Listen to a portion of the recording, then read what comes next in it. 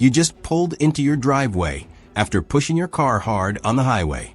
You turn off the engine, grab your stuff, and head inside. What you don't realize is that inside your turbocharger, temperatures are about to spike from 95 degrees Celsius to 340 degrees in less than a minute. And your oil pump? It stopped the second you turned that key. This is the common driving habit that's killing turbos in everyday cars, and most people have no idea they're doing it.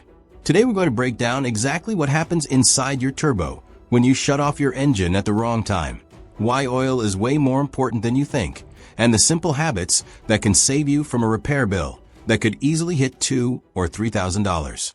Let's get into it. Here's the thing. Turbos used to be reserved for sports cars and performance vehicles. Not anymore. Today, nearly half of all new cars come with a turbocharged engine. That little Honda Civic in your neighbor's driveway? Turbocharged. The Ford F-150 that every other person seems to drive? Turbocharged. Hyundais, Kias, Volkswagens, Mazdas, turbos everywhere. The problem is that most people driving these cars have no idea that turbos require even slightly different care than a regular engine. They're treating their turbocharged Civic the same way their parents treated their old, naturally aspirated Camry. And that's where the trouble starts. Because while turbo technology has come a long way, the basic physics of what happens inside that turbo haven't changed. Heat is still heat. Oil still breaks down. And certain driving habits can still destroy a turbo way before its time. The habit that kills more turbos than almost anything else is called hot shutdown. Here's what I mean. You've been driving on the highway for a while, maybe merging through traffic, accelerating to pass someone, pushing the car a bit. Your turbo has been working hard. The exhaust gases spinning that turbine can push temperatures up to 1,000 degrees Celsius. That's insanely hot. Now you pull into your driveway and turn off the car. And here's what happens next. The oil pump stops immediately when the engine shuts down, and no more oil flows through the turbo at all. All that heat doesn't just disappear though, it has to go somewhere. And where it goes is backward from the super hot turbine side into the center section where your bearings and seals live. This is called heat soak, and it's a turbo killer. Within seconds of shutdown, the temperature in that center housing can spike dramatically. And the real problem is that your oil just sits there getting cooked without moving at all. When oil gets too hot, we're talking around 150 to 200 degrees Celsius, it starts to break down and turn into this black, crusty substance called coke. Think of it like the burnt residue you get on a pan when you overheat cooking oil. Except this coke is now clogging up the tiny oil passages in your turbo and filling in the gaps around your seals. Once that happens, your seals can't do their job anymore. Oil starts leaking into places it shouldn't be. You might start seeing blue smoke from your exhaust. And at that point, you're looking at a turbo replacement. You might be thinking that modern turbos have systems to prevent this, and you're partially right. Modern turbos are way better than the ones from the 80s because most of them are water-cooled now, which helps pull heat away from those critical areas. Some cars even have electric water pumps that keep coolant circulating for several minutes after you turn off the engine. But here's the thing, even with all this technology, manufacturers still tell you to let the engine idle before shutting down after hard driving. Toyota's owner's manual for the new 4Runner says to idle for about a minute after steep hill driving or sustained highway speeds, and Hyundai and Kia say the same thing. They even warn that skipping this could cause severe damage to the engine or turbo. Ford recommends 3 to 5 minutes of idle time after towing. Alfa Romeo says 3 to 5 minutes after full load operation, and even Mazda recommends at least 30 seconds. When the manufacturers themselves are still recommending cool-down periods, that tells you something important about how the technology helps, but doesn't eliminate the problem entirely. Okay, so hot shutdown is bad. But here's something that might surprise you because it's not actually the #1 cause of turbo failure. The real turbo killer is oil problems.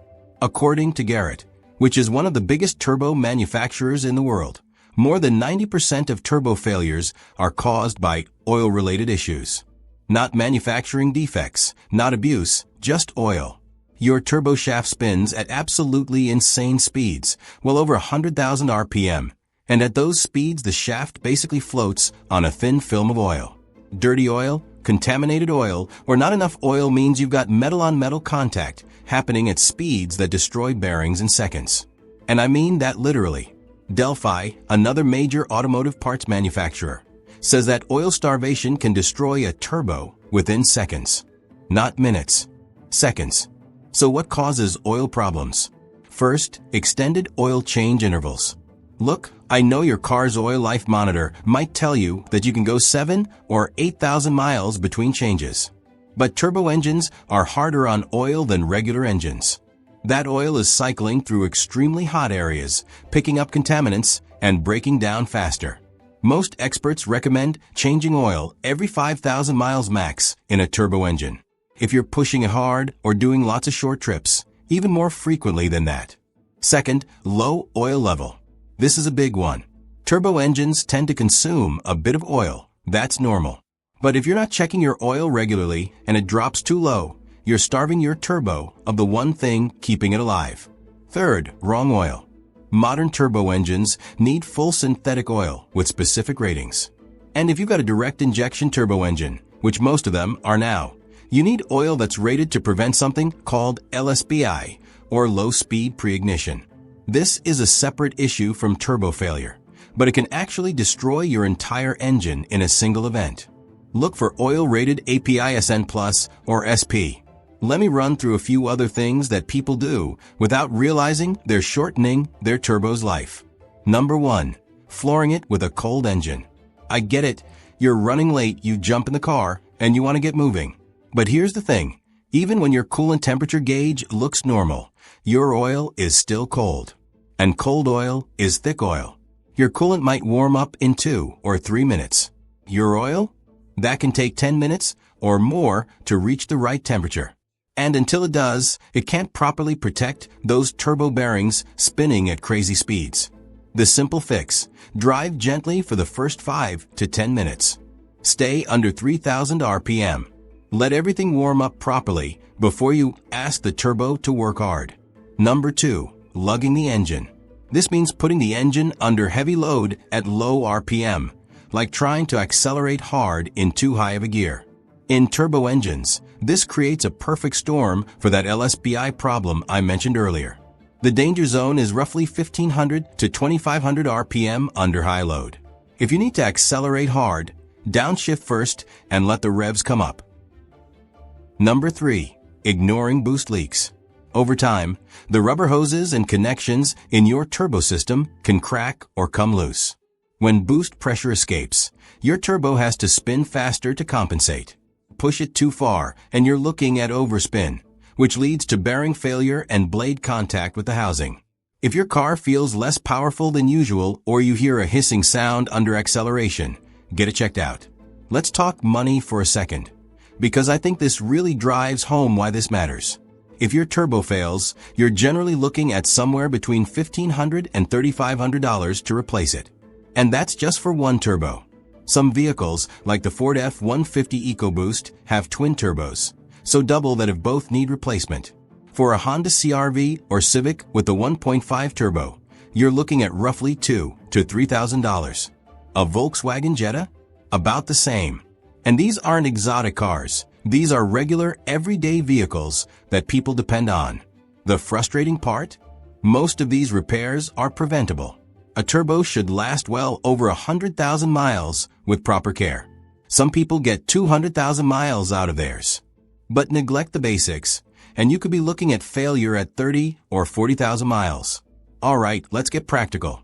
Here's what you need to do to keep your turbo healthy. First, the cool down thing. For normal daily driving, like commuting, running errands, and city stuff, you honestly don't need to worry about cool down at all. Modern water-cooled turbos handle typical driving just fine.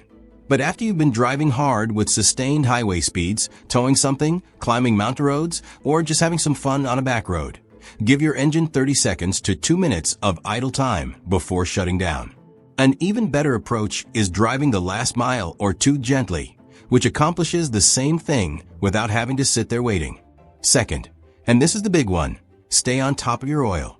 Check your oil level every couple of weeks and change it every 5,000 miles, maybe less if you drive hard.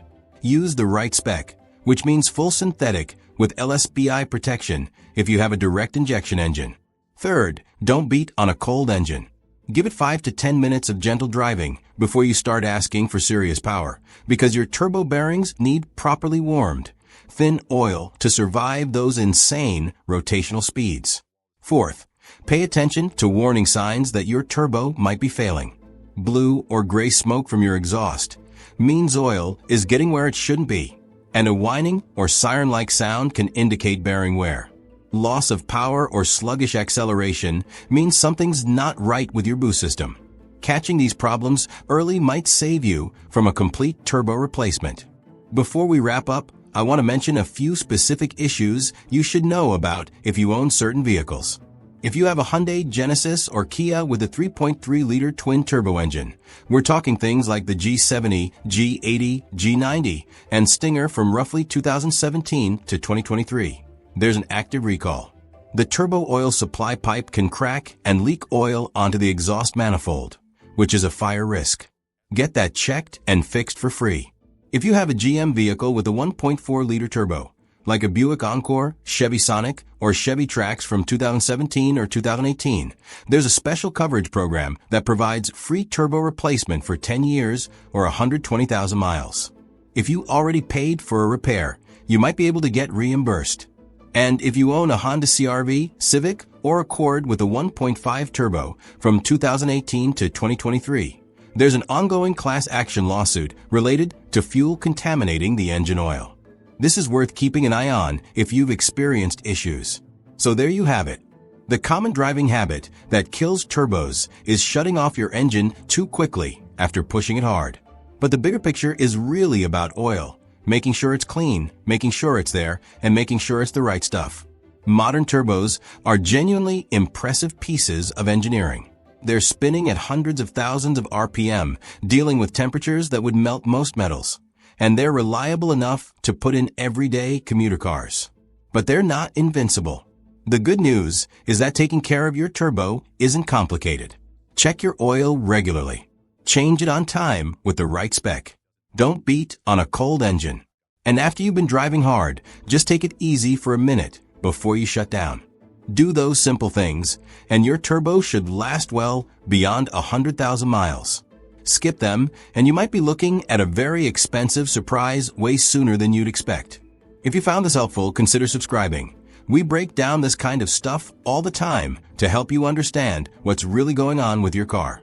Now, I want to hear from you. Do you actually let your car idle before shutting it down? Or do you just turn it off and walk away? Drop a comment and let me know, because I'm genuinely curious how many people actually do this. Thanks for watching, and I'll see you in the next one.